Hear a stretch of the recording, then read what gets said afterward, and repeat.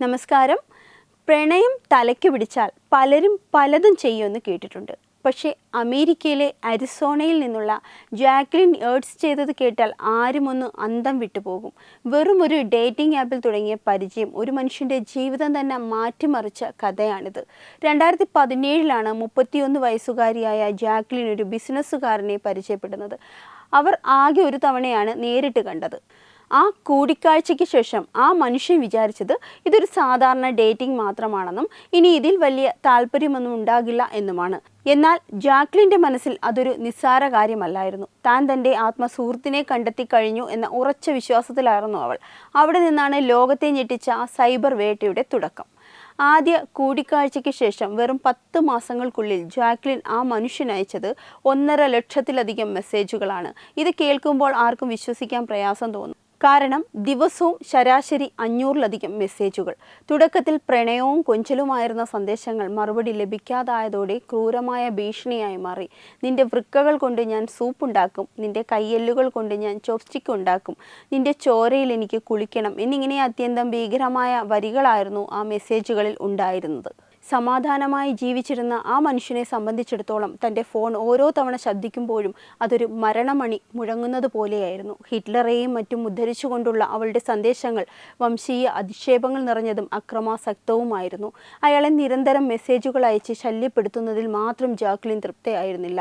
2018 April ആ വ്യവസായി business ആവശ്യങ്ങൾക്കായി വിദേശത്ത് പോയ സമയം നോക്കി അവൾ അയാളുടെ വീട്ടിൽ അതിക്രമിച്ചു കയറി. വിദേശത്തിരുന്നു കൊണ്ട് തൻ്റെ വീട്ടിലെ CCTV ദൃശ്യങ്ങൾ പരിശോധിച്ച അയാൾ ഞെട്ടിപ്പോയി. ഒരു അപരിചിതയായ സ്ത്രീ തൻ്റെ വീട്ടിലൂടെ സൂര്യവിഹാരം നടത്തുന്നു. ഉടൻ തന്നെ അദ്ദേഹം പോലീസിനെ വിവരമറിയിച്ചു. പോലീസ് സ്ഥലത്തെത്തി വീട് പരിശോധിച്ചപ്പോൾ കണ്ട കാഴ്ച സിനിമകളെ പോലും വെല്ലുന്നതായിരുന്നു. ജാക്ലിൻ ആ വീട്ടിലെ ബാത്ടബിൽ വളരെ ആശ്വാസത്തോടെ കുളിച്ചുകൊണ്ടിരിക്കുകയായിരുന്നു. പോലീസിനെ കണ്ടപ്പോൾ അവൾക്ക് യാതൊരു പേടിയോ കുറ്റബോധമോ തോന്നിയില്ല. അവളെ അറസ്റ്റ് ചെയ്ത് സ്റ്റേഷനിലേക്ക് കൊണ്ടുപോകുന്നതിനിടെ അവളുടെ കാറിൽ നിന്ന് വലിയൊരു കത്തി ഉൾപ്പെടെയുള്ള ആയുധങ്ങൾ പോലീസ് കണ്ടെടുത്തു. ഇതോടെ സംഭവം വെറും ഒരു ശല്യപ്പെടുത്തലല്ല, മറിച്ച് ജീവനെടുക്കാൻ വരെയുള്ള തയ്യാറെടുപ്പാണെന്ന് എല്ലാവർക്കും ബോധ്യപ്പെട്ടു. ജയിലിലായ ശേഷവും ജാക്ലിൻ്റെ പെരുമാറ്റത്തിൽ മാറ്റമൊന്നും ഉണ്ടായിരുന്നില്ല.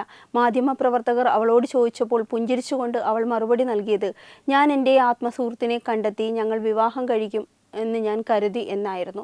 അവളുടെ ആ ന്യായം എല്ലാവർക്കും വിശ്വസനീയമല്ലായിരുന്നു. അവൾ അയച്ച 1.5 ലക്ഷം മെസ്സേജുകളെ കുറിച്ച് ചോദിച്ചപ്പോൾ അതൊക്കെ വെറും സ്നേഹപ്രകടനങ്ങളായിരുന്നുവെന്നും സ്നേഹിക്കുമ്പോൾ ഇങ്ങനെയൊക്കെ സംഭവിക്കുമെന്നുമായിരുന്നു അവളുടെ മറുപടി. അവൾ ഭ്രാന്തിയാണോ എന്ന ചോദ്യത്തിന് അല്ല, ഞാൻ വെറും സ്നേഹം കണ്ടെത്തിയ ഒരു പെൺകുട്ടി മാത്രമാണ് എന്നവൾ ആവർത്തിച്ചു. എന്നാൽ അവളുടെ കണ്ണുകളിലെ ആ തിളക്കം പ്രണയത്തിൻ്റേതല്ല, മറിച്ച് നിയന്ത്രണം വിട്ട ഉന്മാദത്തിൻ്റേതാണെന്ന് പുറം ലോകത്തിന് വ്യക്തമായിരുന്നു. ഈ സംഭവം പിന്നീട് വലിയ ചർച്ചകൾക്ക് വഴിതെളിച്ചു. പ്രണയമെന്ന വികാരം ചിലരിൽ എങ്ങനെ ക്രൂരമായ ഒരു ഒബ്സഷനായി മാറുന്നു എന്നതിനെക്കുറിച്ച് ലോകം ചർച്ച ചെയ്തു. ഒടുവിൽ കോടതി ഇടപെടുകയും ജാക്ലിൻ്റെ മാനസിക നില പരിശോധിക്കാൻ ഉത്തരവിടുകയും ചെയ്തു. വൈദ്യപരിശോധനയിൽ അവൾക്ക് കടുത്ത മാനസികാസ്വസ്ഥമുണ്ടെന്നും അവൾ ഒരു പ്രത്യേക ലോകത്താണ് ജീവിക്കുന്നതെന്നും ഡോക്ടർ കണ്ടെത്തി. ഡെലൂഷണൽ ഡിസോർഡർ എന്ന അവസ്ഥയിലായിരുന്നു അവൾ. അതിനാൽ തന്നെ വിചാരണ നേരിടാൻ അവൾക്ക് യോഗ്യതയില്ലെന്ന് കോടതി വിധിച്ചു. ഈ കഥ വെറും ഒരു ക്രൈം റിപ്പോർട്ടല്ല, മറിച്ച് സമൂഹത്തിന് നൽകുന്ന വലിയൊരു മുന്നറിയിപ്പാണ്. ഒരാളോടുള്ള അമിതമായ താല്പര്യം അത് മറ്റൊരാളുടെ ജീവനും സ്വകാര്യതയ്ക്കും ഭീഷണിയാകരുത്. ജാക്ലിൻ ഏർട്സിൻ്റെ ഈ കഥ കേൾക്കുമ്പോൾ നമ്മൾ ഓർക്കേണ്ടത് സ്നേഹമെന്ന പേരിൽ നടത്തുന്ന ഇത്തരം അതിക്രമങ്ങൾ ക്രിമിനൽ കുറ്റങ്ങൾ മാത്രമല്ല, കൃത്യമായ ചികിത്സ ആവശ്യമുള്ള ഒരു രോഗാവസ്ഥ കൂടിയാണ് എന്നതാണ്. ഡിജിറ്റൽ യുഗത്തിൽ ആരെ പരിചയപ്പെടുമ്പോഴും ഒരു മുൻകരുതൽ എടുക്കുന്നത് നല്ലതാണെന്ന് ഈ ബാത്ടബ് സുന്ദരിയുടെ കഥ നമ്മെ വീണ്ടും ഓർമ്മിപ്പിക്കുന്നു. വെബ് ഡെസ്ക് തത്തുമൈ TV.